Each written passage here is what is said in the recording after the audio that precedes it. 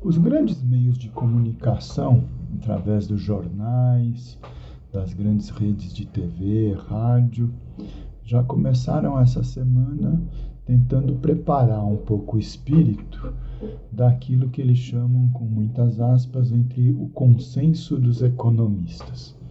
Começa que isso é uma grande mentira, né? Porque eles só ouvem os chamados especialistas ligados aos interesses do sistema financeiro.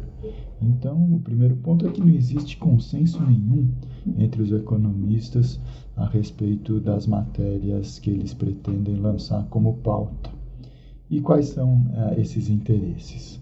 É preparar o espírito da sociedade brasileira, de alguma maneira, para a necessidade inescapável de mais arroxo. Exatamente.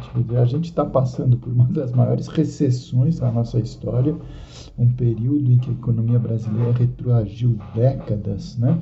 Desde o início do austericídio em 2015, a gente vivendo agora essa tragédia, né?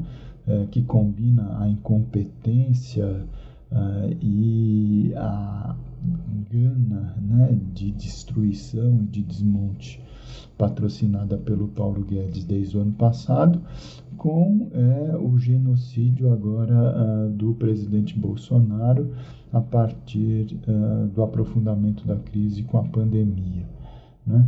Não bastasse esse quadro, quer dizer, esses economistas, entre aspas, dizem, não, olha, infelizmente não tem jeito, a gente vai precisar aprofundar o arroxo, porque senão a dívida pública vai ficar insustentável, o déficit público vai ficar insustentável. Por quê? Porque nesse momento de crise, o fato concreto é que a gente precisa aumentar a despesa pública. E nisso eles não têm coragem de negar. Porque é óbvio, né? Quer dizer, tanto para ajudar as famílias, as pessoas de baixa renda da nossa pirâmide da desigualdade, quanto para oferecer ajuda para as pequenas, para as médias, para as microempresas, que são aquelas que mais sofrem com a crise, são aquelas que são as maiores geradoras de emprego. E isso é uma das prioridades do nosso país. A gente está com 13 milhões de desempregados. A tragédia social e econômica é impressionante, todo mundo sabe disso.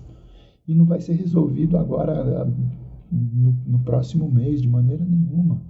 Porque a irresponsabilidade desse governo, ao negar a existência de uma pandemia, o Bolsonaro, vocês se lembram, dizia, não, isso é uma gripezinha, né? E ficando insistindo em sair às ruas sem máscara, abraçando as pessoas, dando péssimo exemplo, tanto que ele está sendo condenado nos tribunais internacionais, principalmente em Haia, pelo crime de genocídio, exatamente. Quer dizer, ele é o responsável direto e indireto por dezenas de milhares de mortes, de óbitos que infelizmente o nosso país atravessou.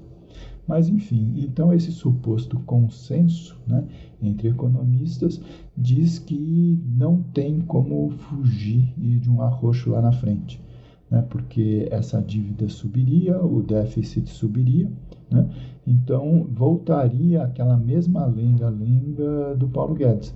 O único caminho possível é o quê? É privatizar a empresa pública, destruir componentes do Estado, da administração pública, seja através do encerramento, da liquidação ou da privatização, e, por outro lado, uma política de redução significativa das despesas públicas no longo prazo. E eles voltam, então, na tecla das reformas estruturais, essa coisa toda. A gente precisa deixar muito claro que não existe consenso algum entre economistas.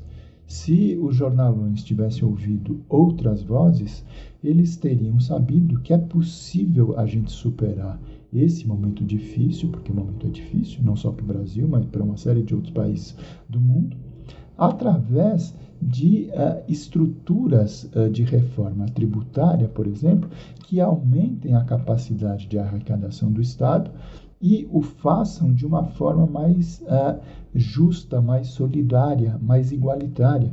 Porque a nossa estrutura tributária, todo mundo sabe, é extremamente desigual. A população de baixa renda, ela paga proporcionalmente muito mais imposto do que a população de alta renda. Além disso, a gente tem muita folga para fazer crescimento da dívida pública. Dívida pública não deve ser criminalizada. Ela é um instrumento usado por qualquer país do mundo, país capitalista, é importante a gente dizer, para desenvolver políticas públicas para a saúde, para a educação, para políticas de desemprego, para estímulo à ciência e tecnologia, para a previdência. Não há problema algum. E, finalmente, é importante a gente lembrar que a estrutura de tributação ela pode oferecer os recursos necessários, tá certo? Para que nesse momento de crise o Brasil consiga superar essas dificuldades, tá certo? E não de mais uma vez, quer dizer, fazer com que a população da base da pirâmide pague o pato da crise. Basta ver os relatórios e as pesquisas apresentadas essa semana mostrando que durante a crise, justamente, o número de bilionários cresceu. A participação dos bilionários no bolo da riqueza das nações em geral e do Brasil em particular também cresceu. É momento de dar um fim a esse escárnio da desigualdade e da concentração de renda.